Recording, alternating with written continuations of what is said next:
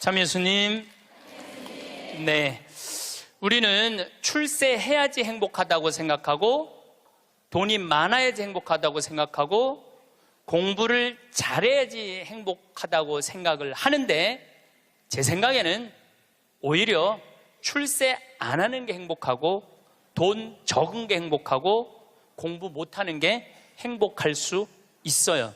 생각을 좀 바꾸세요. 우리 집에 조카 손녀가 태어났어요. 이제 3살 됐는데 그 아이랑 같이 시간을 보내면은 그야말로 너무너무 재밌어요. 또 우리 누나가 만나면은 그렇게 주책스럽지 않은 여자인데 요즘 만나면은 손녀 얘기밖에 안 해요. 손녀가 뭐 말한 거, 행동한 거, 또 우리 그 로사는 그 뱀을 참 좋아해요. 살아있는 뱀을 3살짜리가 목을 막 감고 막 뱀 만지고 도마뱀 만지고 아주 특이한 애. 그렇게 뱀을 좋아해. 만지는 걸 참 좋아하고. 그래서 이제 그 아이가 하는 행동, 3살짜리인데 무슨 주사를 맞으러 가는데 의사 선생님한테 그랬대. 나는 씩씩해서 안 운다고, 선생님. 나는 안 운다고. 근데 대개는 이제 그러고도 우는데 얘는 주사를 딱 놨는데도 하나도 안 울고 딱 맞고 난 다음에 내가 안 운다고 그러지 않았느냐고. 너무너무 아이가 참 재밌고 정말 신비하죠. 그리고 그 할머니, 할아버지, 엄마, 아빠 또 나조차도 그 아이를 만나면 너무너무 즐거워요. 여러분들도 자식을 키울 때 그런 즐거움이 있었을 거예요. 근데 언제부터 원수가 되기 시작하냐면은 공부를 하면서부터 원수가 되기 시작해. 공부를 하면서부터. 그냥 그렇게 이쁘고 귀엽고 즐겁게 뱀 만지고 그냥 쭉 자라면은 걔하고 원수 될 일이 없을 거예요. 근데 공부를 시키는 순간부터 애한테 스트레스를 주는 거예요. 독해지라고. 너 그렇게 순해서는 안 된다고. 그러니까 애들한테 스트레스를 주기 시작하는 거예요. 제가 9월 10일 날 한국에 들어왔는데 처음 접한 소식이 뭐였느냐면 부산에서 9월 1일 날 여중생 15살짜리 총 7명이 14살짜리 1년 어린 여동생을 2시간 동안 때린 거예요. 이건 때린 정도가 아니야. 알루미늄 의자로 애를 내리치고 벽돌로 머리를 치고 소주병으로 얼굴, 눈을 가격을 하고 심지어는 담뱃불로 등어리를 찢기까지. 그래서 머리를 3바늘을 꼬매고 입안에도 3군데가 찢어져 갖고 3번.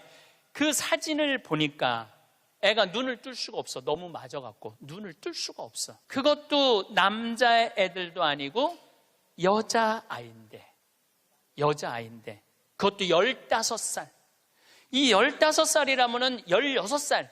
여기 16살을 뭐라고 그러냐면 이팔 청춘이라고 그러잖아요. 이팔이 16 해갖고 이팔 청춘이라고 그러잖아요. 그러면 이 16살짜리 여자아이들은 로미오와 줄리엣이 16살이었어요. 춘향이가 16이었어요. 심청이는 15살이고 성모님이 16살이었어요. 가장 여자가 아름다운 나이가 16이에요. 가장 순수하고 깨끗한 나이의 아이가 16이에요. 그리고 제일 예쁠 때가 16이라고 그래요. 사람이 제일 여자가 제일 예쁠 때가 16이라고 그래. 그래서 이렇게 보면은 중학교 3학년, 고등학교 1학년 아이들을 보면 정말 꽃 같은 아이들 많아요. 너무너무 예쁜 아이들이 많아. 그런데 그런 여자아이들이, 이거는 깡패 중에 상깡패도 할 수 없는 일을, 그 판사님이 재판하면서 그랬잖아요. 개, 돼지도 이렇게 때리지 않는다고. 개, 돼지도 이렇게 때리지 않는다고. 그런데 그 여학생들이 그렇게 아이를, 그리고 인터넷에 올리고 자랑을 하고. 근데 내가 보기에는 그 아이들이 그렇게 된 거는 그 아이들 책임이 아니에요. 대한민국의 어른들 책임이에요. 대한민국 어른들 책임이에요. 어른들이 그렇게 키운 거예요. 어른들이 이렇게 가르친 거예요. 대한민국의 교육제도가 그렇게 된 거예요. 우리는 교육을 하는 거는 공부를 가르친다고 생각하는데 여러분들, 교육은 공부를 가르치는 게 아니에요. 학교는 공부를 가르치는 데가 아니에요. 학교는 사랑을 가르치고 양보를 가르치고 협동을 가르치고 노래를 가르치고 예술을 가르치는 게 학교야. 근데 우리는 1등을 골라내고 명문대를 보내고 특목고를 보내고 그게 교육이라고 생각하고 있는 이 대한민국이 만들어낸 슬픔이라는 거예요. 대한민국이. 이건 누구의 책임도 아니고 우리 모두의 책임이야. 그냥 애들은 애들답게 키워야 되는데 학교 2시, 3시에 끝나고 나면은 학원을 전전긍긍하면서 밤 10시에 집에 들어오니 얘네들이 스트레스가 극에 달할 거 아니에요. 또 공부 못하면 사람도 취급을 안 하잖아. 사람이라고. 되게 공부 못하는 애들이 성격이 좋은 애들이에요. 초등학교 때 공부 못하는 애들 봐요. 다 성격 좋은 애들이에요. 내일이 시험인데도 느긋한 애들, 근심 걱정 없는 애들. 그런데 내일 시험인데도 느긋하게 컴퓨터 게임하고 텔레비 보고 있으면은 엄마가 느닷없이 이렇게 말합니다. 내가 너 같은 거 낳고 좋다고 미역국 끓여 먹은 내가 미친년이다. 초등학교 4학년 애가 엄마가 왜 나를 낳고 미역국 먹었다고 미쳤다고 그러지? 이때부터 삐뚤어지기 시작하는 거예요. 그리고 되게 성격 좋고 공부 못하는 애들이요, 성적에 신경을 안 써요. 확인도 안 해. 성적 확인은 누구만 하냐면 엄마만 하는 거. 엄마만. 걔는 시험을 잘 봤는지 못 봤는지도 몰라. 성적표도 그냥 갖다 주고 그럼 행복하게 밥을 먹고. 또 성격 좋은 애들이 밥을 또 잘 먹어요. 밥을 막 행복하게 먹고 있는데 성적 받아본 엄마가 애한테 또 한마디예요. 이 성적 받고 밥이 목구멍으로 넘어가냐? 너 그렇게 해서 어떻게 세상 살려고 그러느냐? 너 독하게 마음 먹고 살아야 된다. 그래서 애들이 점점 독해지는 거예요. 독해져갖고 그렇게 1년 후배 여학생을 그렇게 두들겨 패는 거예요. 이거는 애들의 문제가 아니에요. 대한민국의 어른들의 문제예요. 부탄의 교육부 장관이 그 주간에 한국을 방문해서 부탄 국민 행복지수 1위 나라예요. 그런데 이 교육부 장관이 정말로 대한민국 사람들한테 기가 막힌 얘기를 하고 갔어요. 부탄은 학교를 1등을 골라내는 곳이 아니라고 생각한다. 우리 교육은 아이들이 학교 와서 행복하고 즐겁게 놀고 사랑하고 양보하고 배려하고 질서를 가르치는 걸 우리는 교육의 목표로 생각한다. 근데 우리는 하버드 대학을 보내야 되고 서울 대학을 보내야 되잖아요. 내가 그 얘기를 하니까 우리 후배 신부들하고 한 달에 한 번 모임이 있는데 후배 신부 하나가 그러더라고요. 신부님, 그 말 들어보니까 그래요. 어떤 아이가 엄마가 하버드대 그래갖고 애가 하버드대를 딱 합격하고 난 다음에 엄마한테 엄마 원하는 하버드대 갔어. 나 찾지 마. 그리고 사라졌대요. 아직까지 안 나타났대요. 아이가. 그러니까 하버드 대학은 누가 가고 싶었던 거야? 엄마가 가고 싶었던 거예요. 애가 가고 싶은 건 아니에요. 우리가 지금 뭔가 교육을 잘못하는 거죠. 여러분들 정말로 공부 못하면 불행할까요? 내 조카들은 그렇게 저지방 대학을 저지하겠다고 저지방 우유를 그렇게 먹었는데 다 저지방 대학교 나왔어요. 근데 우리 조카 애들은 다 행복해요. 우리 조카 애들이 제발 삼촌 방송에 우리 얘기 좀 하지 마 그랬는데도 내가 안 할 수가 없는 게 애들이 너무너무 행복해요. 우리 조카들은 내가 수원에 어머니 아버지 모시고 식사한다 그러면은요, 일주일 전에 얘기하면 100% 다 나와요.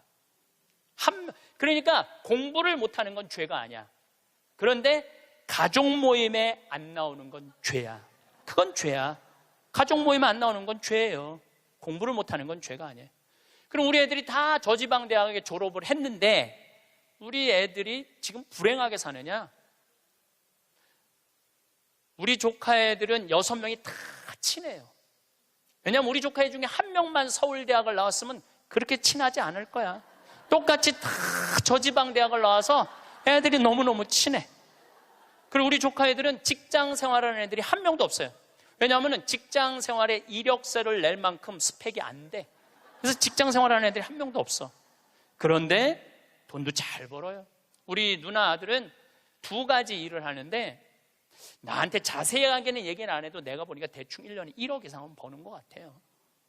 다른 애들도 다 결혼도 잘하고 결혼 생활도 잘하고 행복하게 살아요. 얘네들은 어렸을 때 공부 딱 보고 내가 그랬어요. 우리 형제들한테 공부를 못하는 건 죄가 아니다. 죄인 취급하지 말아라. 그래서 얘네들은 학원을 다니는 애들이 거의 없어. 그리고 공부 못한다고 욕먹은 애들이 없어. 그러니까 얘네들은 지방대학을 다녀도 전혀 부끄러워하지 않아요. 욕을 먹었어야지 부끄러워할까요? 욕을 먹었어야지. 욕을 안 먹으니까. 근데 이번에 우리 형 누나가 제일 위고 큰형이 있는데 큰형 아들이 대학을 졸업했어요. 물론 직장생활 못했죠. 근데 누나 아들이 그 형 아들한테, 사촌이죠, 프란치스코와 클레멘스한테 내가 이걸 해보니까 이게 블루오션이다. 너 이거 한번 해봐라. 그래갖고 그 형이 보름 동안 다 시장 조사를 해주는 거야. 입지 조건까지도 다 조사를 해주고 나한테 보고를 했죠. 제가 한 5년 전부터 우리 형제들한테 우리 조카들이 이제 졸업하기 시작하는데 내가 보니까 얘네들은 직장 생활 못하고 다 장사할 것 같다. 근데 성격이 좋으니까 내가 보니까 장사해도 승산이 있을 것 같다. 그래갖고 개를 모았어. 한 달에 400만 원씩. 5년을 모았으니까 2억 5천을 모은 거죠. 우리 조카들은 내가 그랬어. 니네들 은행 들락날락 하면서 자괴감 느끼지 말아라. 니네 외삼촌 형제들이 다 돈을 모았으니까 가게 할 때 다 오픈, 다 돈 대줄 거다. 다 대줬어요. 또 얘네들 갚어. 그럼 그동안 또 대주는 거죠. 그래 얘 뭐 얼마 7,800만 원 들어간대. 다음 날 딱 내가 통장은 내가 갖고 있어요. 다른 사람이 갖고 있으면 무슨 일이 나잖아. 내가 갖고 있는 거예요. 통장 이름이 사랑의 황씨 통장이야. 사랑의 황씨 통장. 7,800만 원 딱 보냈어요. 졸업하자마자 2월 20 며칠 날 오픈을 했는데 한 달 딱 지나고 났는데 보고가 들어왔는데 한 달 동안 다 제하고 번 돈이 650만 원이래. 그랬더니 또 할머니들이 그 종목이 뭐냐고 이렇게 물어보는 분들이 있어요. 자, 거기에 내가 한마디 할게요. 행복한 애가 가게를 하면은 돈을 벌어요. 불행한 애가 가게를 하면은요 망하게 돼 있어요. 종목이 문제가 아니에요. 행복한 사람이 행복하게 사는 거예요. 얘네들은 그냥 쭉 행복하게 사는 거야. 스트레스 안 받고 바보 병신 소리 안 듣고 그냥 성당 열심히 나가고 너 착하고 할머니 할아버지 공경하고 그러면 돼. 우린 욕심 없어 너한테. 쭉 행복한 애들이 행복하게 사는 거예요. 얘네들 판검사 안 돼도 난 하나도 부끄럽지도 않고 난 내 조카들이 너무너무 자랑스러워요. 열심히 살고 얼마나 좋아요. 꼭 공부를 잘해야지 행복한 거는 아니다. 그냥 성실하고 착하고 마음이 따뜻하면은요 다 살아가요. 우리 생태마을에 우리 직원들이 40명이 있어요. 왔다 가는 사람이 한 100명도 넘을 거예요. 근데 제가 내린 결론은 행복하게 자란 애가 직장 생활도 잘한다야. 과거에 뭐 술을 먹거나 컴퓨터 게임에 걸렸거나 우울증에 걸렸거나 조울증에 걸렸거나 대인 기피증에 걸린 애들은 아무리 내 강의를 듣고 싶으면 우리 애 좀 맡아주세요. 내가 많이 맡았어요. 정말로 수십 명도 더 데리고 있었어. 근데 그런 이력이 있는 애들은 결국은 직장 생활을 못 하더라고요. 그런 이력이 있는 애들은 결국은 안 돼. 그러니까 결국은 애를 만들어내는 건 주위 사람이 아니야. 부모가 아이를 얼마나 아끼고 사랑하느냐, 이게 중요한 거예요. 공부가 중요한 게 아니고 출세가 중요한 게 아니고 이 세상에 와서 행복한 게 중요한 거예요. 행복한 게. 제가 이번에 애틀란타에 가서 한 집에 하루 딱 머무르고 그 다음에 호텔에서 머물렀는데 내가 너무너무 사람들을 많이 만나니까 그 집 주인 자매하고 형제가 신부님 좀 편안하게 하루 아무도 안 만나게 해드린다. 그래갖고 아무도 그 집엔 오겠다는 분들이 많았는데 초대를 안 했어. 대신 아들이 하나 있는데 아들이 미국에서 두 번째로 좋은 테크 유니버시티, 그러니까 기술 대학교인데 4학년이래. 근데 아들한테 전화를 한 거야. 우리 집에 신부님 오셨으니까 너 와서 저녁 먹고 가라, 기숙사에서. 근데 내가 1시에 이제 좀 씻고 좀 방에서 누워서 쉬고 있는데 얘가 3시에 왔어. 3시에. 3시에 와서 엄마하고 두런두런 얘기하면서 엄마 음식 준비하는 걸 다 옆에서 돕더라고요. 고기도 굽고 6시에 밥을 먹는데 아이가 너무너무 얼굴에 순해. 좀 너무너무 순하고 깨끗하고. 근데 밥을 먹고 이야기를 두런두런하고 밥 먹고 난 다음에 끝났는데 10시까지 나하고 얘기를 하는 거예요. 색소폰을 연주를 기가 막히게 하는데 자기 연주한 것도 다 보여줘가면서 밤 10시가 되니까 엄마가 너 이제 기숙사 가라고 10시에 집에를 가더라고요. 학교를. 내가 여러분들 집에 갔어. 여러분들 자녀 중에 서울대학 법대 다니는 애가 있어. 근데 내가 여러분들 집에 방문했어. 5분 신부님 오니까 너 우리 집에 와서 저녁 식사해라. 그러면 와서 3시부터 밤 10시까지 식사 같이 할 자식이 얼마나 있을까요? 내가 보기에는 거의 없어요. 왜냐하면 내가 본당 신부 때 가정 방문하면은 방에 있는데도 나오는 애가 거의 없어요. 자기 공부한다고.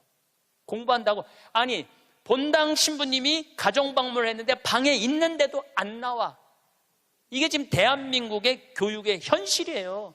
그게 여러분들 훌륭하게 키우는 거예요? 우리 집에 손님이 왔는데, 그것도 본당 신부가 왔는데 자기 공부한다고 내가 거기서 미사하고 한 2시간 있어도 얼굴도 안 비치는 자식들 천지예요. 그러니까 우리는 뭔가 지금 잘못하고 있는 거예요. 또 잊지 못하는 애가 또 하나 있어. 세크라멘토에 강의를 갔었는데 총회장님 집에서 제가 머물렀어요. 밤 10시에 강의가 끝나고 저녁에 갔는데 그 집 아들이 대학교 4학년이었어요. 그런데 이제 뭐 총회장이 치과 의사라 이렇게 게스트하우스가 따로 있더라고요. 근데 거기서 이제 와인을 한 잔 먹고 이 얘기 저 얘기 했는데 1시 반까지 얘가 내 앞에서 시중을 들더라고요. 또 내가 물어봤어요. 야, 너 내일 학교 가야 된다며 왜 방에 안 들어가냐? 우리 집에 손님 왔는데 내가 어떻게 들어가서 자느냐? 나 그걸 아직도 잊지 않아요. 그리고 내가 신부님 잠자리 게스트하우스에 신부님 잠자리까지 봐줘야 되겠다는 거예요. 세크라멘토가 굉장히 덥거든요.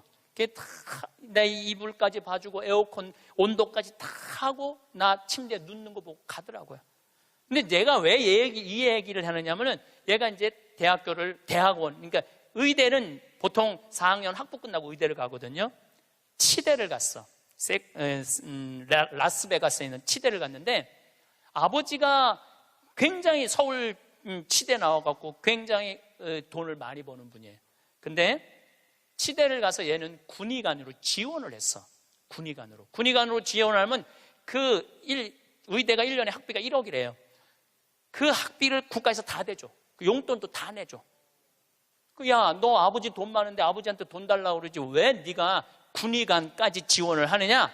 근데 또 그 아이가 또 잊지 못하는 말을 했어요. 내가 왜 엄마 아빠의 미래를 빼앗아야 되느냐고. 자기가 아버지 돈 쓰면 엄마 아빠 나 얼마든지 할 수 있는데 우리나라 명문대학교 애들은 엄마 아빠가 언제까지 살았으면 좋겠냐? 60살까지 살았으면 좋겠다고. 자기 뒷바라지하고 죽었으면 좋겠다고. 이게 지금 대한민국이 교육을 잘못하고 있는 거예요. 크게. 난 내 강의 때 핸드폰 올려도 한 번도 신경질을 부린 적이 없어. 한 번도. 이것도 다 이해가 되더라고. 내 나이만 돼도 네 바지에서 올리는지 내 바지에서 올리는지도 몰라. 예. 또 우리 할머니들 내가 노인대학 강의해보면은 핸드폰이 울려도 이게 끌 줄을 몰라요. 유일한 방법은 받는 거야. 딱 봐도 나 신부님 지금 강의 들어. 근데 저쪽에서 엄마 중요한 얘기야. 그러면 공간 개념이 없어져요. 말해봐. 그리고 나보다 더 크게 대화를 해. 무슨 일인데? 막 이러면서 나이를 먹으면 어쩔 수가 없어요. 그래서 내가 깨워서 있으라는 거예요. 깨워서. 근데 저도 뭐 내 핸드폰 켜놨는지 꺼놨는지도 몰라. 근데 진짜 내 들은 얘기인데 어떤 자매가 핸드폰을 켜놨는지 꺼놨는지 핸드폰을 뭐 냉장고에 넣어놓고도 찾고 지갑도 잃어버리고 가방도 잃어버리는 자매가 있었대. 근데 여러분들 그렇죠? 지금 깜빡깜빡하죠?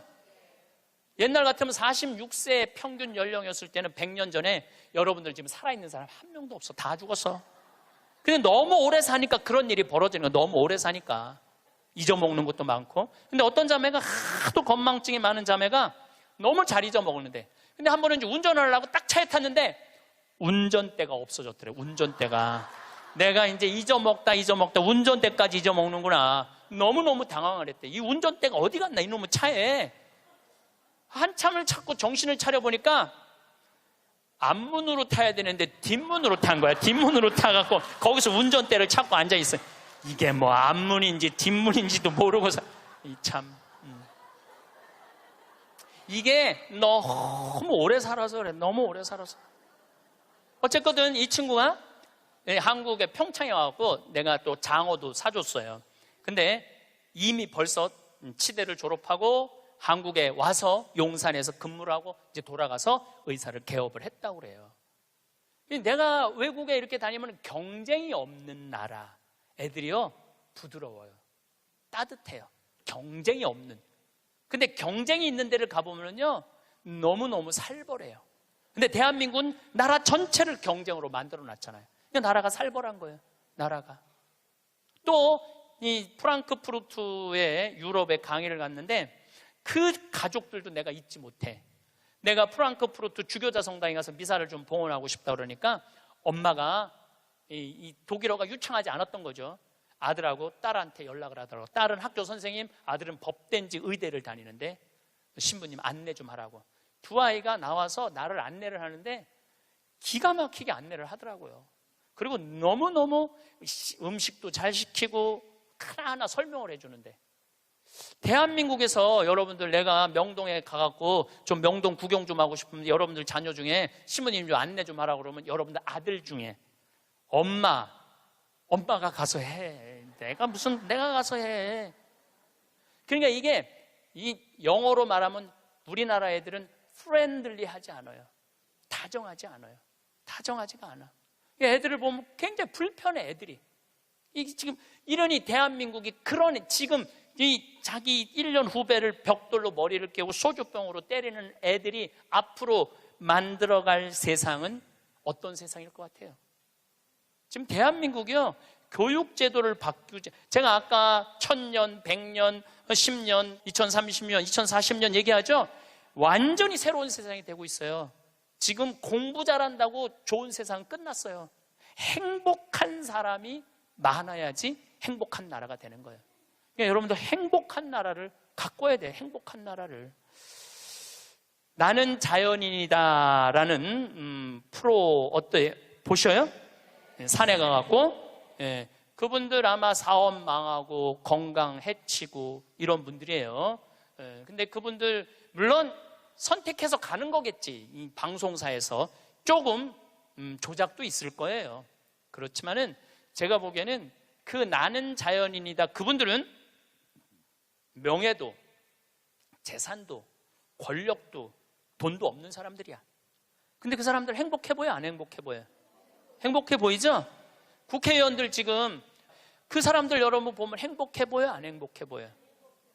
그러니까 우리는 행복의 기준이 바뀌어야 돼. 신부님 말씀대로 성주순례도 가고 맛있는 것도 사 먹고 다 했는데 돈 다 썼는데 그때도 안 죽고 주머니에 돈 한 푼 없으면 어떻게 해요?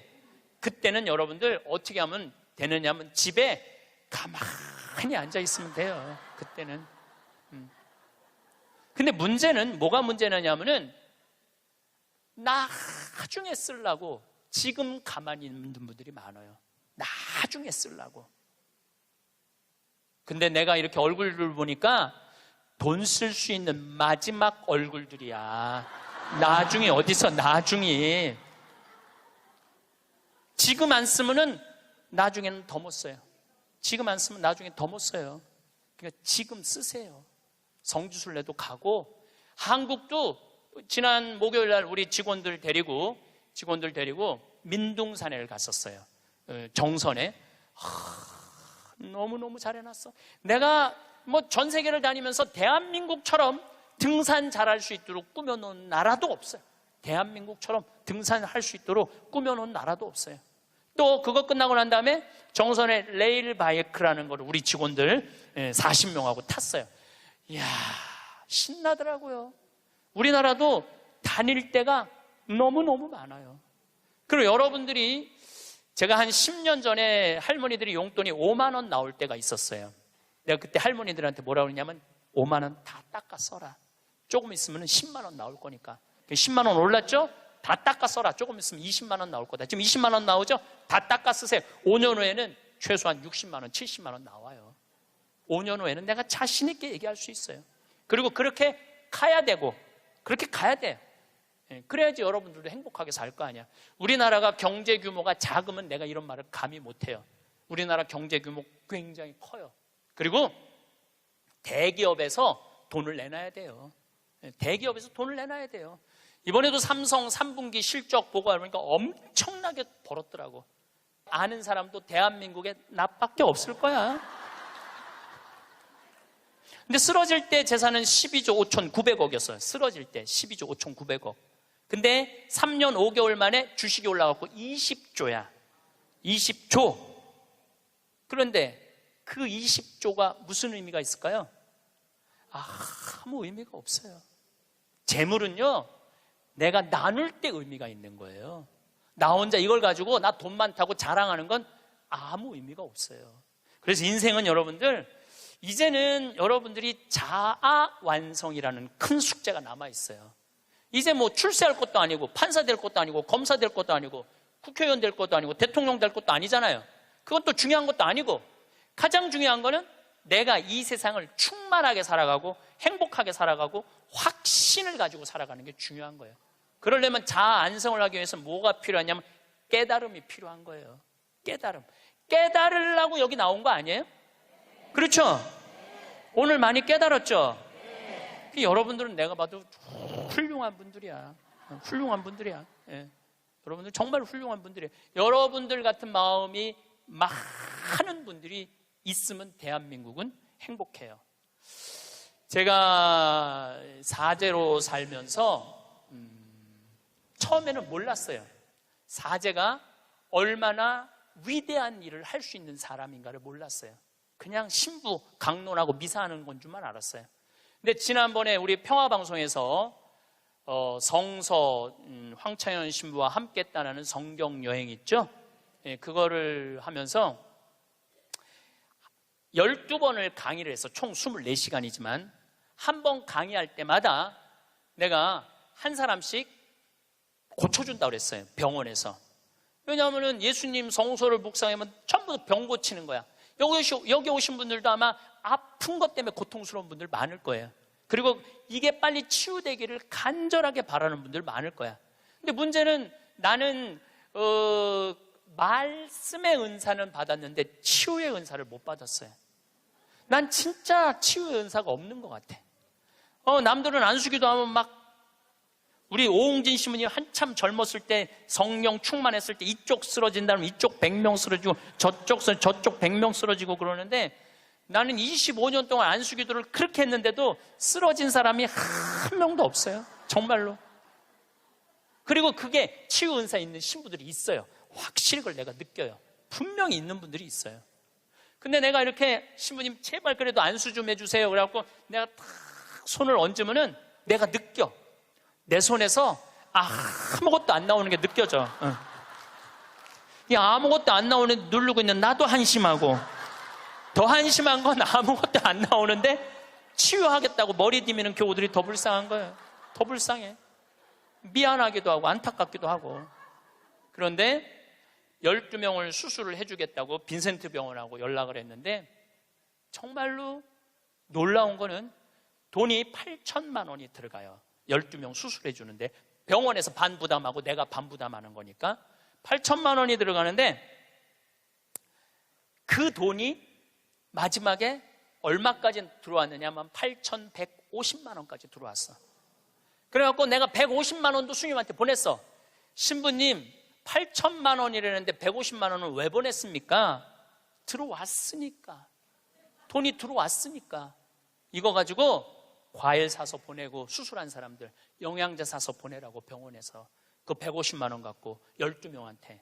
그래서 몽고 사람, 아프리카 사람, 베트남 사람, 또 우리나라 있는 분들 정말 기가 막힌 분들 수술 다 해줬어요. 너무너무 좋더라고요. 아주 쑥스러우네. 내가 박수 받으려고 그러는 게 아닌데. 내가 한 게 아니에요. 내가 한 게 아니고 교우들이 보내준 거예요. 내가 한 게 아니고. 제가 뭘 깨달았느냐 하면은 내가 하지 않아도 내가 통로가 된다는 걸 깨달아서. 통로가. 그런데 더 놀라운, 이건 박수 받을 게 아니라 더 놀라운 거는 그 성경 여행에 그걸 보면서 할머니들이 돈을 보내준 거야. 할머니들이 돈을 보냈는데 그 할머니 아마 돌아가셨을 수도 있어. 전라도 광주에 있는 할머니인데 평창에 피정을 오셨어. 신부님, 저 온몸에 암이 다 퍼졌습니다. 아마 2달, 지난 6월 달에 와서 할머니가 나한테 한 얘기예요. 2달, 3달밖에 못 살 것 같습니다. 그런데 제가 나는 죽어도 신부님이 죽어가는 사람 수술해 주는 거 방송을 통해서 봤습니다. 제가 신부님 평생 모은 돈 2천만 원을 8월 며칠이면 그걸 탄대. 그걸 보내드릴 테니까 저는 죽지만은 신부님 2사람 살려달라고 돈을 보냈어. 2천만 원을 8월. 나는 이제 뭐 미국에 있었으니까 한국에 들어와 보니까 돈이 들어와 있었더라고, 할머니가. 그리고 그걸 보고 또 돈이 많이 들어왔어. 하여튼 많이 또 들어왔어. 그래갖고 수님한테 또 연락을 해갖고 수술해 주라고 그랬더니 또 8명을 또 수술을 해줬어요. 그래서 이제 다음 주 목요일 날 평화방송하고 수요일 날인가 보다. 다음 주 수요일 날 평화방송하고 전달식 돈 4천만 원이면은 8명을 수술해 줄 수 있는 거. 4천만 원이면은 저는 한 푼도 안 냈어요.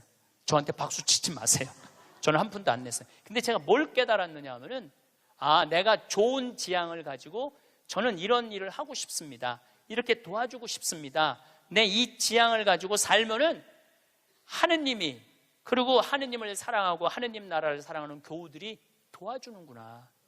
내가 심부름의 역할은 할 수 있는 거 아니냐. 그런 걸 깨달으니까 이제 어려운 데를 찾아서 도와주게 되더라고요.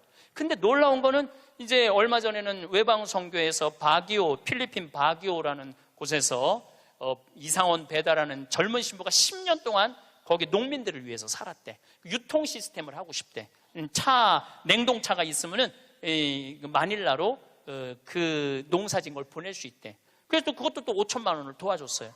근데 내 돈으로 도와주는 게 아니에요. 도와주라고 보내주는 분들이 너무너무 많은 거야. 그래서 아마 다음 달에는 내가 그 이제 동영상을 여러분들 보면은 기가 막힐 거예요. 그 아프리카 잠비아에 지금 이루어지고 있는 일들을 보면은 기가 막힐 거예요. 그래서 여러분들도 내가 왜 사는지 그걸 깨달아야 돼. 내가 왜 사는 이유가 있을 거 아니에요. 그냥 살아? 내가 하다 못해. 여러분들 자식들한테도 성당 나오는 자식들한테, 성당 안 나오죠, 자식들. 여러분들은 전부 다 열심히 한 분들 아니야. 그럼 제일 고민이 뭐야? 자식 성당 나오는 거 아니야. 그렇죠? 성당 나왔으면 좋겠어. 근데 애들은 성당 나가기 싫어. 먹고 살기도 바쁘고 성당 나가면 이거 해라 저거 해라 싫어. 그래서 성당 나가기 싫은데 오래간만에 엄마네 집에 갔는데, 어머니네 집에 갔는데 80 넘은 어머니가 웃으면서 얘기해도 성당 나갈까 말까 한데, 머리는 하얗고 얼굴엔 주물이 자글자글하고 웃어도 이쁠까 말까 한데 거기다 인상을 써가면서 성당 좀 나와. 어떤 놈이 성당 나가고 싶어? 더 나가기 싫지. 근데 여러분들 그렇게 말하면 그건 성교가 아니에요. 아들이 오래간만에 오잖아요. 얘야, 내가 하느님을 믿으니까 참 행복하다. 내가 지난번에 삼성산 성제 가고 신부님 강의를 들었는데 출세하는 거 그거 부러울 큰 없다고 그러더라. 나는 우리 아들이 더 자랑스럽다. 나는 너를 보면은 너무 자식 하나 잘 얻었다고 생각한다. 나는 하느님한테 너무너무 감사하고 내가 사는 게 너무너무 기쁘다. 한마디 또 해서 신부님이 나를 얼굴을 보는 돈 쓸 수 있는 마지막 기회라고 그러더라. 그래서 내가 지난번에 냉면 가서 사 먹었는데 오장동에 가서 냉면 사면 너무 맛있더라. 나는 하느님 믿어서 너무너무 행복하다. 그리고 여러분들이 돌아가셔서 세상을 떠났어. 난 천당 갈 거다. 아들이 먹고 살기 힘들고 사는 게 지칠 때 엄마 생각하겠죠. 야, 우리 엄마가 살아생전에 그렇게 하느님 믿어서 행복하다는데 나도 하느님한테 가야지. 여러분들이 하늘나라의 증표가 될 수 있는 거예요. 그것도 나누는 거예요. 그것도. 저는 물을 볼 줄 알아요. 밑에 또 물 봐달라고 그러는 사람 또 있으면 안 되는데, 운물, 그러니까 대수층에 한 20m, 30m의 물을 봐요. 근데 한국에서는 제가 물 안 봐요. 아프리카에서, 잠비아에서는 내가 물을 봐요. 여기 물 나온다. 찍으면 딱 나와. 그거 얼마나 좋은지 몰라. 내 능력으로 여기에 우물을 팔 수 있는 자리를 찍어낼 수 있다는 게 얼마나 좋은지 몰라요. 얼마나 좋아. 그러려면 뭐를 해야 돼? 공부를 해야지. 그냥 봐. 배워야지. 내가 그래서 물 보는 책을 2권, 3권을 사서 읽었어요. 수맥 보는 방법을. 그 논문으로도 나왔더라고. 그게 그냥 하는 게 아니라 논문으로 나왔더라고. 논문으로. 그러니까 내 차에는 항상 그 은 막대가 있어요. 그것도 보기 쉬워요. 하나 깨달으면 하나 나눠줄 수 있잖아. 그러니까 여러분들도 공부하라는 거예요. 공부. 신부님 어떻게 공부를 해요? 이 유튜브가 대학교예요. 유튜브 안에 이 성서 강의도 다 올라와 있어. 그리고 요즘 4차 산업에 대해서 기가 막히게 교수들이 해놨더라고요. 그러니까 여러분들 공부하세요. 맨날 드라마나 그냥 맨날 네 아들이냐 내 아들이냐 뭐 이런 거 그런 거 시청하지 마시고 좋은 유튜브 공부 많이 하세요. 그리고 이렇게 피정 다니는 것도 최고의 공부야. 자, 깨달음을 얻었다면 그 다음에 하는 일은 나눔이야. 나눔. 빌 게이츠, 이 참 대단한 사람이에요. 빌 게이츠 부인이 멜린다예요. 빌 게이츠하고 워렌 버핏이 지금 자선 기금을 거의 1,000억 달러를 모았어요. 그런데 빌 게이츠는 돈을 벌고 멜린다라는 부인은 자선 사업을 해요. 아프리카에 말라리아, 에이즈. 내가 거기 가보니까 그 재단에서 약을 보내주더라고요. 그래갖고 그 멜린다 여사가 지금 살린 사람만 70만 명을 살렸대요. 70만 명을 살렸대. 여러분들 멋있지 않아요? 그 정도 부분은 돼야죠. 그리고 빌 게이츠 하는 일이 너무너무 멋있으니까 워렌 버핏은 그 자기 재산을 빌 게이츠 재단에 다 내놨어. 네가 정말 잘 쓴다. 그러니까 멜린다라는 부인이 너무너무. 근데 이 멜린다라는 부인은 그냥 돈을 주는 게 아니야. 아프리카에 직접 가요. 1993년에 아프리카를 전부 다 한번 돌아봐요. 그리고 그 사람들 아픔을 직접 보면서 어떻게 도와줘야 되는지를 아는 거야. 그러면서 너무너무 행복해요. 저는 아프리카 잠비아를 간 지 이제 5년이 되는데 정말 잠비아에 갔다 올 때마다 심장이 벌렁벌렁 거려요. 우리 대한민국이 할 수 있는 일은 너무나 많아요. 처음에는 의사가 3명인데 5년 만에 몇 명으로 늘어났냐면 12명으로 늘어났어요. 안과 의사, 치과 의사. 이 피부과 의사까지 오면 더 좋을 것 같아요. 왜냐하면 거긴 피부가 엉망이거든요. 피부과 의사까지만 가면은 완벽한, 올해도 1,000명을 진료해주고 왔어. 올해도 1,000명을 진료해주고 왔어. 그 사람들 이 백내장 안 보여. 처음에는 수술하러 오라니까 한 명도 안 왔어. 왜 안 하냐? 눈알을 빼는 줄 알고 수술하면은. 근데 이 백내장을 걷어주니까 막 춤을 추는 거예요. 그러면서 의사 선생님들이 10일이라는 시간을 내면서 가면서 사는 보람이 있다는 거예요. 깨달음이 있으면은 나눔이 있고, 나눔이 있으면은 기쁨이 있고, 기쁨이 있으면 감동이 있는 거예요. 그런데 문제는 그곳에 함께한 분들의 이야기는 그런 얘기를 해요. 신부님, 내가 잠비아에 와서 내 인생의 가장 찬란한 시간을 보내고 있다고. 우리 인간은요, 나만을 위해서 살면 아름답지도 않고 위대하지도 않아요. 어려운 이웃을 돕고. 그런데 이 잠비아를 떠나는 사람들은 대단한 능력을 가지고 있는 사람들도 떠나지만은 평범한 아줌마들도 함께 떠나요. 올해 20명이 자원봉사자들을 모았는데 110명이 지원을 했어, 한국에서. 그 중에 90명이 떨어졌어. 90명이 떨어지면서 한다는 소리가 내 돈 내고 내가 가서 봉사하겠다는데도 떨어져야 되느냐고 그런 얘기를 하더라고요. 저는 이제 대한민국이 정말로 행복하려고 그러면은 나눠야 돼요. 대한민국이 행복하려고 그러려면은 지금 교육제도는 바뀌어야 돼요. 학교에서 등수 매기지 말아야 돼요. 학교에서 지금 고등학교 애들 음악 시간, 체육 시간 없애고 있어요. 공부해야 된다고. 내가 보니까 정신 나간 짓이에요. 아이들이 노래를 하면서 공을 차면서 사회성을 배우는 거예요. 책상에 앉아고 공부만 하잖아요. 얘네들은 아무것도 쓸데 없는 애들이에요. 여러분들 공부 못하면 신부님 뭘 먹고 살아요? 지금 대한민국의 공장에 외국인 노동자가 150만 명이에요. 우리 형님도 공장을 운영하는데 외국인도 한 달에 240만 원을 줘야 된대요. 그러면은 내가 펜대 굴릴 생각 안 하고 몸으로 해갖고 여러분들 지금 공장에 가면은 천지가 돈 2, 300만 원 다 받아요. 근데 우리는 뭐만 배웠어? 공부만 배웠고 출세만 배웠고 최고 높은 자리에 올라가는 것만 배웠어. 공장에서 일하는 건 용납을 할 수가 없는 거야, 자존심 상해서. 그래서 명문대학교 나온 애들 50%가 취직이 안 된 애들이 집에서 놀고 있는 거야. 누구 거 빼먹고 살아? 엄마 아빠 미래를 빼먹고 살고 있는 거예요. 엄마 아빠 미래를. 근데 이게 왜 그러냐면 대한민국이 잘못 키워서 그래요. 잘못 키워서. 몸으로 사는 거는 결코 나쁜 게 아니에요. 몸으로 사는 것처럼 솔직하고 정직한 게 없는 거예요. 그래서 여러분들도 정말 애들을 공부로 가르치지 말고 사람을 가르치는 교육을 저는 했으면 참 좋을 것 같아요. 이제 다음 마지막으로 이렇게 살았으면 어떻게 죽어야 되느냐. 이 죽는 것도 큰 숙제예요. 여러분들 최고의 숙제가 뭔지 알아요? 잘 죽는 거예요. 잘 죽는 거. 내년 2월 달부터 사전 의료 의학 지향서, 그러니까 나는 사전 연명 의료 그거를 이제 나는 이제 죽을 때 연명 치료 안 한다. 그게 법으로 통과됐어요.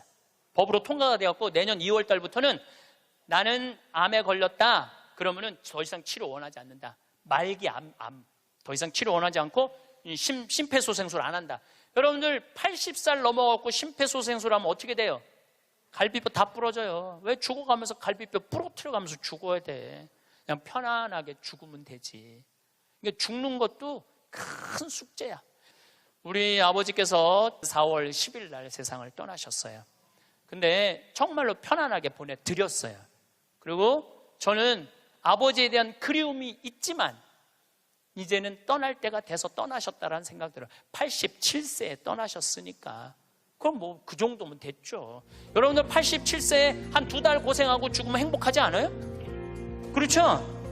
그래서 다음 시간에는 어떻게 하면 잘 죽을까 이 얘기를 나누도록 하겠습니다. 감사합니다.